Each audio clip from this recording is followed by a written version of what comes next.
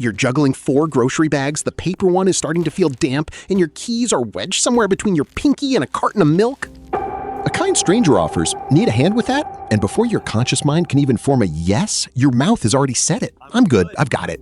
You don't have it, not even close, but that response is automatic, a piece of code that runs itself. And that small, everyday lie is just the beginning. It's trying to assemble a bookshelf with a single Allen key and instructions written in ancient runes. It's moving an entire apartment using nothing but a small dolly and the sheer force of will. It's navigating a massive life crisis while maintaining the calm exterior of an astronaut landing a shuttle.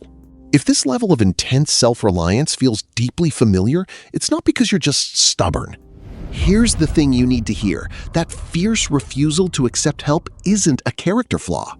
It is a suit of armor forged for a very good reason, to protect you from a very specific kind of threat. And once you understand the architecture of why you built it, you can begin to see yourself with genuine compassion. This isn't a glitch in your system. It's a sophisticated survival algorithm written by your own experiences.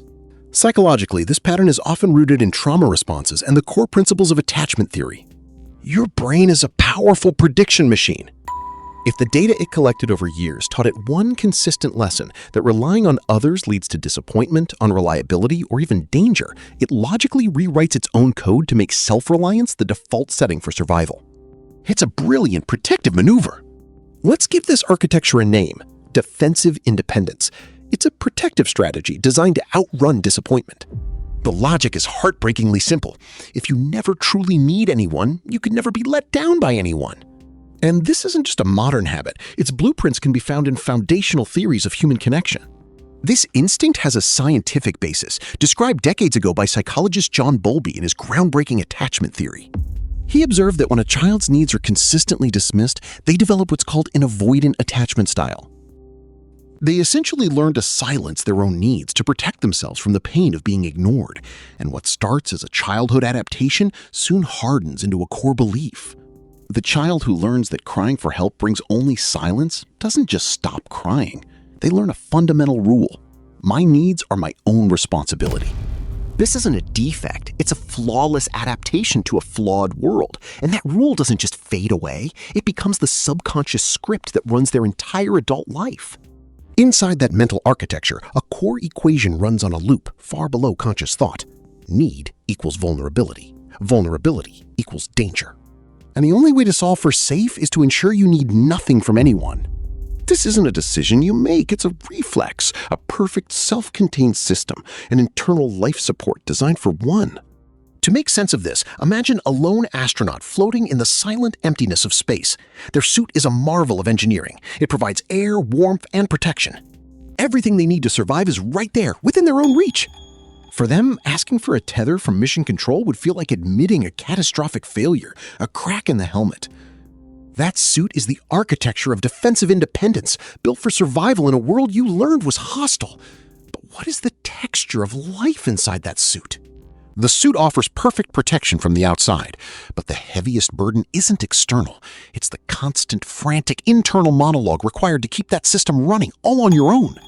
It's a relentless stream of social risk analysis.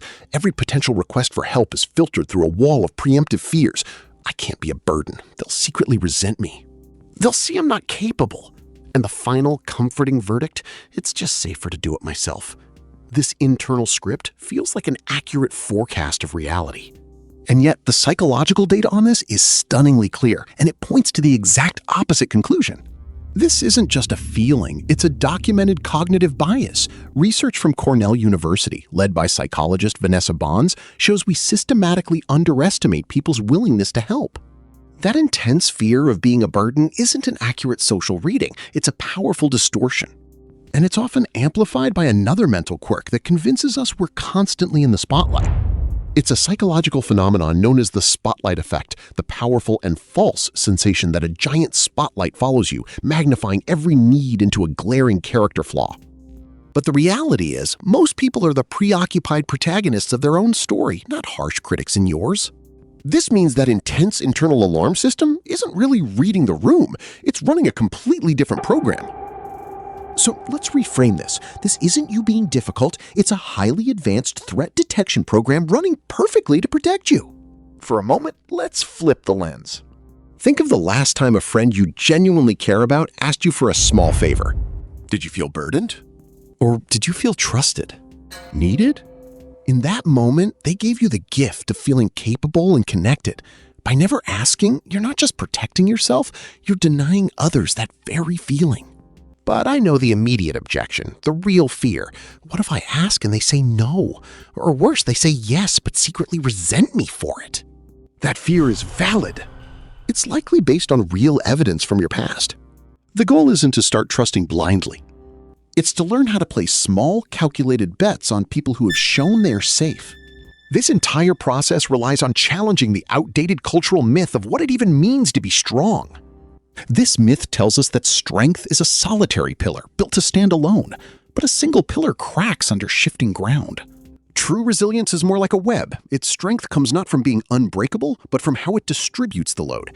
And the memory of past betrayals isn't just a story. It's a physical imprint stored directly in your nervous system and saved as a threat signature. So when you even think about asking for help, your body doesn't just remember the story, it physically relives the danger. But here's the paradox. This exact same hypervigilant architecture also made you something else entirely. That same architecture made you unbelievably capable. It forged you into a master problem solver, someone fiercely reliable and deeply resourceful. You had to become that person. Because in the most fundamental sense, you became the protector you once so desperately needed.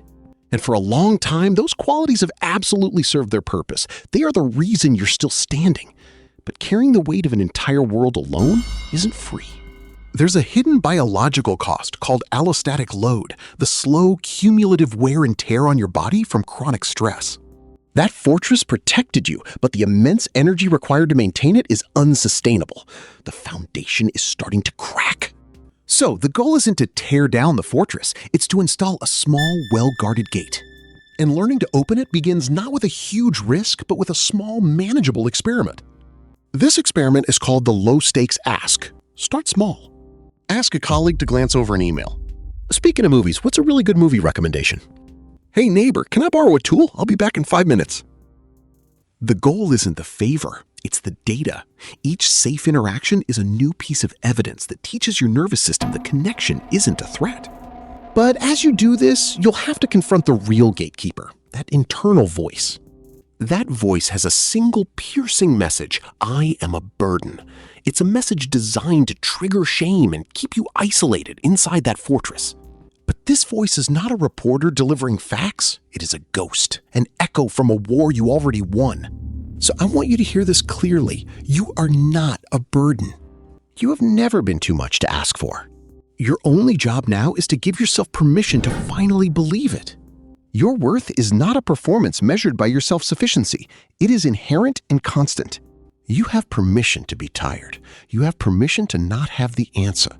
You have permission to be human. Perhaps the ultimate show of strength isn't weathering the storm alone, but finding the courage to ask someone to hold the umbrella with you. The real question was never about your worthiness. It's about who has earned the right to see you finally put the armor down. After seeing that the I am a burden voice is just a ghost, what specific lie does it tell you to keep your fortress walls up? Answer in the comments below. But this is just one defense mechanism. In the next video, we'll explore why some people don't just avoid asking for help, they shut down completely when wounded. Subscribe and hit the bell so you don't miss that. Like this video if you felt seen, and share it with someone who needs this permission.